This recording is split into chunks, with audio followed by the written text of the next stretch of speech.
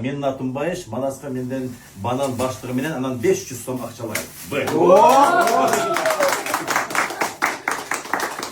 Бананды қаяқтан шығардыңыз? Баштығы менен көрдіңіз? Қаяққа кеттіңіздер десең? Мен атым Манас, мен атымда мандарин.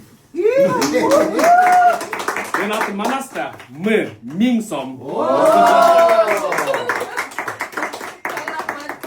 Менің атым Акманай. Менден мындай емесімен, категориясымен басталады қазір. Биринчisi Агуша. Екіншісі Ачытқы. Өзі негізі ачытқы да. Негізі де? Аджика. Sen ne öyle? Sen pratikten okul oldun. Ашқабақ. Анан ең ақысы Арчығыч. Ben gittiklerden giyeyim mi? Bundan koymam gerek olacak. Son. Tak. Benim adım Erniz. Benim adım Yeşek.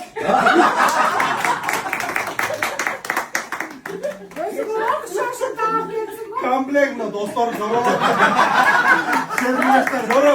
Zoru. Bu zoru aşısı gel. Деме, мама тоо. Мама тоосун мына төлөнгөн экен. Үйде жас балдарга бойын чыккыла. Мен үйінде жас балдар көп. Жалаң ешек ойнай берем.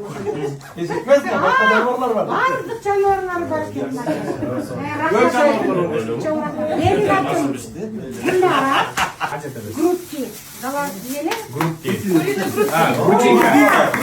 Грудинка.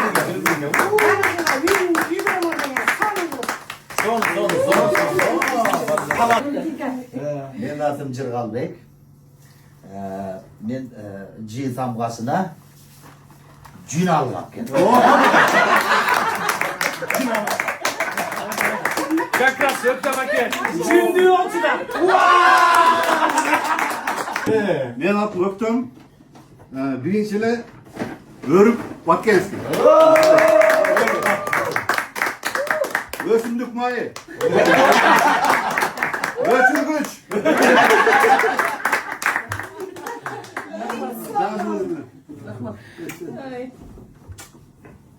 Өсілік майда шыққанда. Сазгага чыгар, өрт деп коюп коесуң. Менің атым Алтынай. Алтынайға аға кетеді апельсин. Анан бізде мұны Шегетек те буга. шампанский кетпейді. Бізде өзгөндө шыз жойлайды.